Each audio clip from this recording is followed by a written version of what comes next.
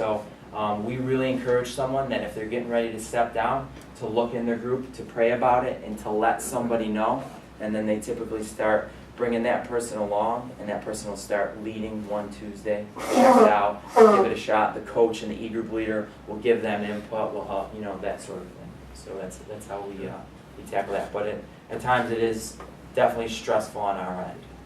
As far as who's going to lead, how are we going to have leaders, I can definitely stress out about that. It's a weakness in my faith for sure. So, how many are familiar with the master plan of evangelism? If you haven't taken a look at it, it's dated, but it's incredibly good on the evangelism with a heavy incorporation toward discipleship. It was the first book I got. I got Blackaby's Experiencing God and Master Plan of Evangelism, and then I prayed over the 1040 window, which I had no idea what it was. But that text is amazing. The Master Plan of Evangelism because it sees evangelism within the realm of discipleship, and a lot of times, like many texts with evangelism, they create a delineation between the two, and they're very much a part of. Anyway, I'm sorry. I'm just glad to hear you guys use that. It's a great book. Yeah, we found it to be very beneficial, for sure. Spiritual giftedness, we really take a really simple approach to giftedness, but we basically tell people in our e-groups to find something you're passionate about, find out what you're good at, what you like to do, and then go and serve. And so we encourage everybody in our e-groups to be serving. Every one of our e-group leaders is looking at everybody in their group. So there are people that are great followers of Christ, that are very mature, that will never be an e-group leader because they're out serving somewhere else. And we never want to take any of them away, especially, like you said, because Vintage tends to be regional, and we've got people from other churches, so if they're invested in their children's ministry or in their youth group, because a lot of them are involved in their other youth groups at other churches, we encourage them to stay there. We encourage them to keep leading and being used in their local body. We also encourage our e-groups to serve as a group. We found that not only bond a group and to get them to know better and stronger bonds as far as relationally, we also know that they can go and make a difference. So some e-groups go to Niagara Gospel Rescue Mission on a Sunday night, and we'll do a program. Some e-groups will help out with the Potter's Hands. Other ones will go and serve.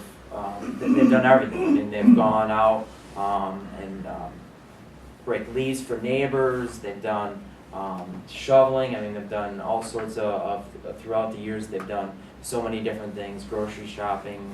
They've just gone. And so e-group leaders usually will try to find out where they can serve, and we just place a special emphasis that at least once a semester, as an e-group, go out and serve somewhere. We also try to do group service projects like Wes had already said, the Dream Center. We did Boxes of Love, Thanksgiving time, and so as an e-group, they would go out shopping and put together elements of a box of love and stuff like that. So we get them out trying to serve in the community, and we will also start our campaign in a little over a week and a half on the 26th. We're going to take 6 weeks, and we're really going to focus on sex trafficking. We did this last year with the CD. This year we're going to do it. We won't have a CD, but we're still going to take 6 weeks, and we're going to get our e-groups to go out and try to raise awareness and to fundraise. And on the 9th, we're going to do a special program. So we will have them for the next 6 weeks, really focusing on that, both at local level and even over with Agape. That's who we partner with in Cambodia. I'm in contact with them pretty regularly. We're going to record a Skype conversation with them, and all the efforts that they're doing over there, which is pretty phenomenal, spectacular. Grace stories. We go through how to share a testimony every year in e-groups, whether we'll hit it in the fall semester or the spring. Our coaches share their testimonies with every single e-group. Our e-group leaders share their testimonies or their grace stories with their e-group, and then we even go through that. On top of that, had a very enlightening conversation with Ryan actually during our break in December about probably how few people in our ministry knew how to lead someone to Christ using Scripture. So we made a special emphasis in e-groups this month, and we've seen some great benefits from it, to be honest. So we have everybody in an e-group who has someone that they have a burden for in their life that doesn't know Christ. They're asked about it every single week in e-group. They are asked if what kind of conversation they were able to have over the last week, even if it was just, you know what I mean, just asking them a simple question or just letting them know you're praying for them. It doesn't have to be, oh yeah, I shared the gospel again with them this week. I laid out the whole plan of salvation. You know, I hit every single point. But everyone in an e-group is being prayed for, and also praying for the other people in the e-group, for those people in their lives. But we also went through for a few weeks in our e-groups, and we broke down the gospel, and we just went through kind of like the Romans road, Romans 3:23, and Ephesians 2, and John 3:16, and we had all the people in e-groups learn those verses, practice going through them with each other on how to explain them, and we've gotten cool stories where people learn that for the first time and then gone to work or school the next day, and I've been able to even just share one of those verses, and they're like, wow, I learned that verse, and even though I didn't quote that verse and say in Ephesians 2, chapter 2 verses 8 and 9, but able to learning that verse the night before, being able to use that. So we found that to be very beneficial, and we've used a card with this series because Wes is going through the Gospel of Mark, and we just put a question on this card that says, Jesus said, I am the way, the truth, and the life. What if he was right about everything, including you? And we've just encouraged people to go and just hand these out and invite people to come to Vintage. And like I said, with the 10-minute party, we've just seen a lot of people coming to Vintage this past month. A lot of first-time people, and a lot of people accepting Christ, which is just, it's all God, but it's cool to see that he led us in a direction, and to see how he's using it.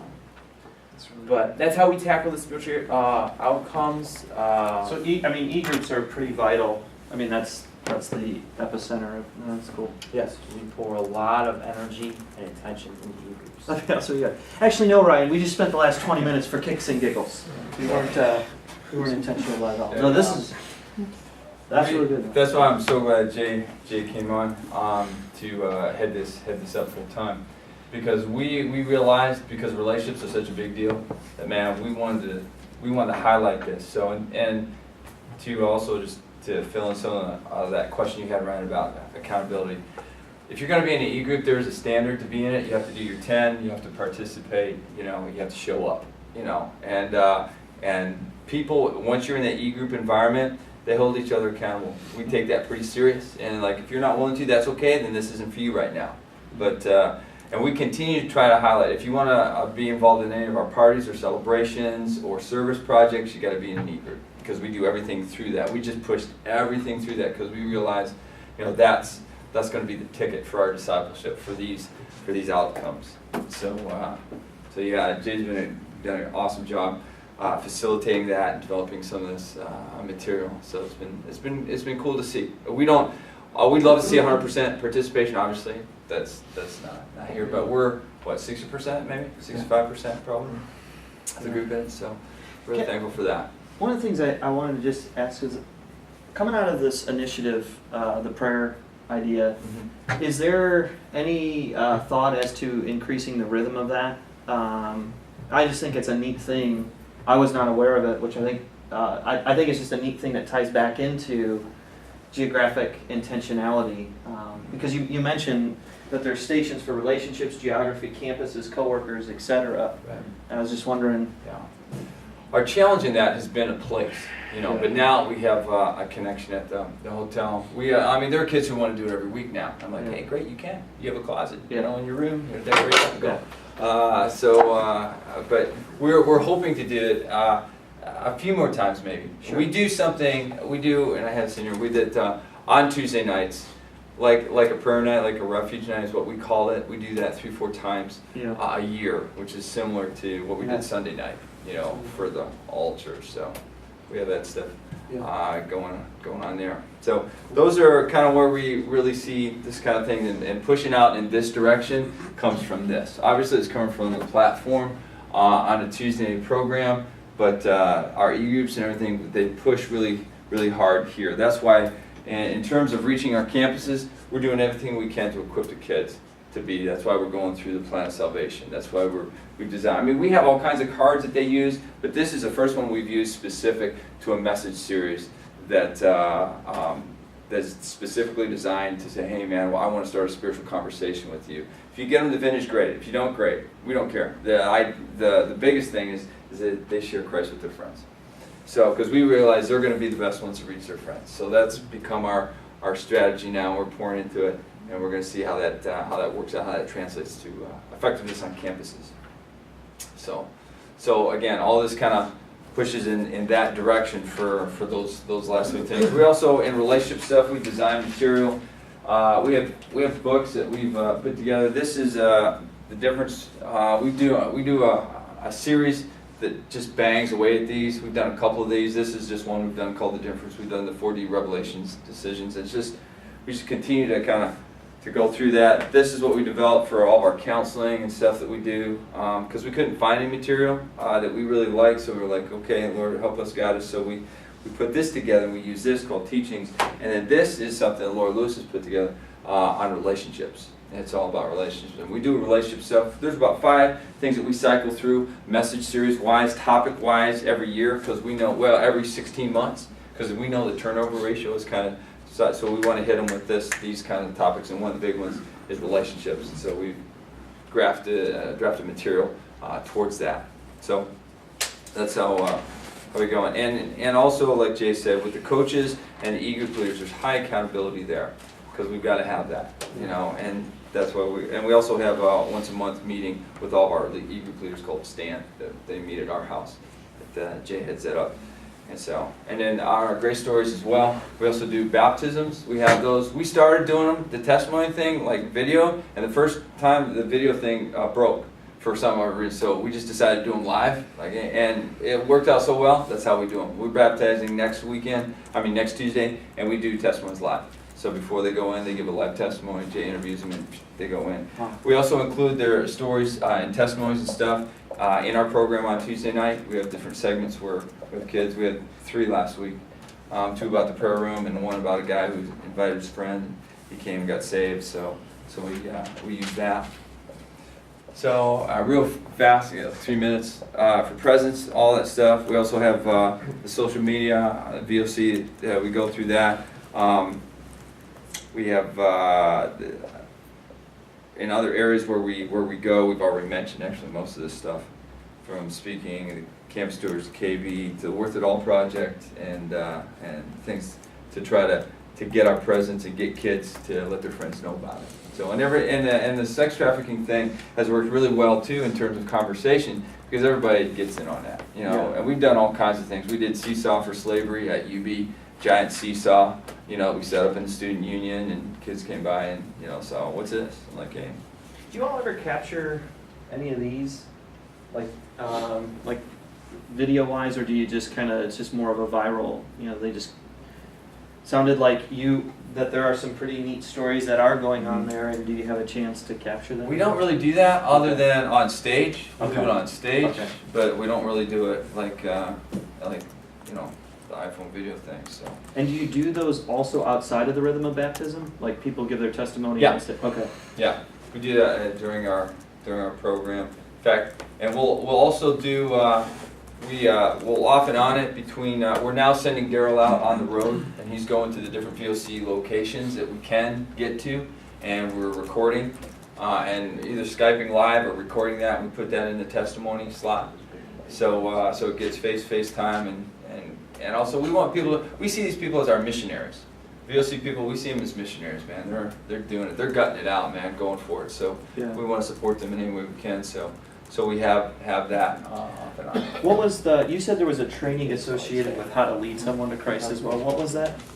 Yeah, so we went through with everybody in our e-group system, both with our leaders. We trained them in December, and then they went through it with a number of sessions showing everybody, getting them, exposing them to the gospel and the salvation verses that we tied in with that. So it's just- Do you have them learn how to mark the Bible too? Mhm. Yeah, they have the verses for that. Yeah. And we also, and over here in this area too, we have, we do prayer on Tuesday nights as well at 7:30.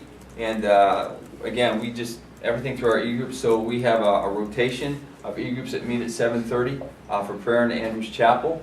And since we've had this still prayer room, one of the things we had is people write names on little cutout people that actually Grandmas for God did for us, which is awesome.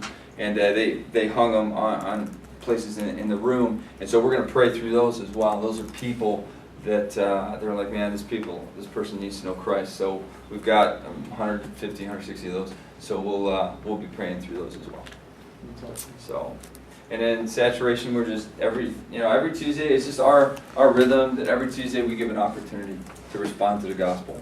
Just because we look at our situation, and unlike like high school ministry or middle school that I've been involved in, there's no guarantee that once you get, there's no guarantee anytime, but typically if you get a kid locked in at 6th or 7th grade, you're going to have them for a couple years. And like high school, same kind of thing. There's no guarantee with college students because they drop out, they change, they transfer, they change jobs, their class schedule changes. So we just never know, so we always give opportunity every Tuesday for that.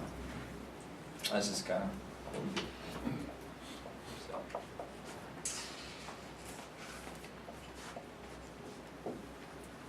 All right.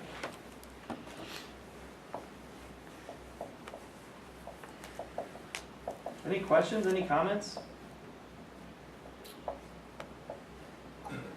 Any thoughts? I'll say I'm thankful for Vintage because for our high school ministry, our students, once they graduate, have a place to go. And you think about kids walking away from the church or whatever, sometimes maybe it's because they have no place to go. And so for us, it's a blessing to have a great ministry, literally right across the street where they can have access to. So that's a huge win for us as a high school ministry that you guys do this. You guys do a great job. Yeah, and not to throw back at it, but Joe's been really helpful too in getting his seniors to kind of want to make that jump. Yeah. So, because that's been a challenge. Well, seniors from other churches, they love coming. Our seniors, for whatever reason, it's been a challenge to get them involved. So Joe's really helping to help us bridge that gap, which has been really cool. And I know we're not supposed to pick favorites, but in King's World, our favorite volunteers are from Vintage because they're energetic and they relate to the kids so well and everything. And when we see an application come through, the first thing we do is see, Lisa does a great job of seeing if they're involved with Vintage, and then very intentionally placing them with people in situations and everything. And it's neat to see those relationships grow between the guys and the girls and that sort of thing. And we've had many situations where they start out serving every other week and then just become so impassioned that they want to now serve every Sunday. But they're awesome volunteers. I love them. They love serving there. They talk about it. It's cool. Yeah. If someone comes for the first time, how long does it take for them to belong to an e-group if they decide they want to? Is there a process? Or Yeah, we have a welcome center where people come in. We don't do, because it's not realistic for us to do, hey, check in, hey, what's your name and social security, So they come in and we give them a little thing. It's actually like a little Mad Lib thing we hand out, and they get free something to our coffee bar. And they self-identify. They can fly under the radar all day long, but the moment they want to, say, hey, I'm interested, okay, here we go, game on. So they get a 10-minute party invitation, and that night they go to the 10-minute party. And if they want to sign in, they can get in the next week. okay. So it's that fast. Yeah. I'm just really encouraged at the VOC pipeline idea. I knew that I don't know. I just think it's interesting. I really have a hope for this one in particular. What you all were proposing. I think I'm going to be praying about that in particular because Thanks. I just know this is a tough area. There's 100,000 college students in Western New York. Most people don't know that, but it's a lot. There's a lot of college kids in Western New York. Unfortunately, most of them leave after they've graduated, but it's a neat opportunity, and hopefully there will be some receptivity. That's good. Pastor, there's a little bit of an open door through the medical school at UB Okay. because they do spiritual teaching, Right, yeah, you told me you went in and spoke for that. and CMDA does Bible studies there on campus for the medical and dental students. And they're always looking for people who might be interested and willing to come in and work with some of those students. Obviously, the medical and dental groups are a little bit different than the regular undergrad. It's But, true. Yeah. but they're open. There's a little bit of an opening there, and Dr. Holmes is the one that runs it, and he's big with Eastern Hills. He Okay. also helped to establish the clinic on Jefferson Street, Okay. Good Neighbors, Yeah. and they also established a clinic for the students to go in and work with the Cornerstone women. Cornerstone. So there's medical students rotating through those clinics. Cool. And even if you had some people who wanted to volunteer down at Good Neighbors, they get the opportunity, because it's a faith-based ministry, to share their faith with anybody that comes in the door. So there's different ways to get in, but I think that medical door may be something that you guys can Yeah, work there's on. just a new one that opened up to us just a couple weeks ago where we now started a hotspot on Monday nights at a drug rehab place. Karen Harder Cool. works that. She Oh, helped yeah. us get in there, and so we have one of our leaders goes down and shows a video and. Does it? I'm just curious. Does it have to be like? Is that drug rehab center college students, or is No, it's high school and college. So yeah, I mean the messages are geared towards college, but high school kids can do Yeah. it. But we don't have high school kids on our campus. Well, some sneak in, but we try to really protect that. Yeah. You know, because you know, and we protect the back door too. You know, like if you're like 35 and you want to come, no. You know, I showed up there. I think I showed up there like a year and a half ago, and they're like, "What are you doing here?" I was like, "I feel like a creep." Yeah. I'm We got some of married. those. I'm just here to check it out. Yeah, I want to know Jesus. No, you don't. You want to know girls. That's what you want to know. So, yeah. All right. Well, it's 5 after. Wes, thanks, man. Thanks, Jay, Jay, thank you. yeah. Very good. Thank you.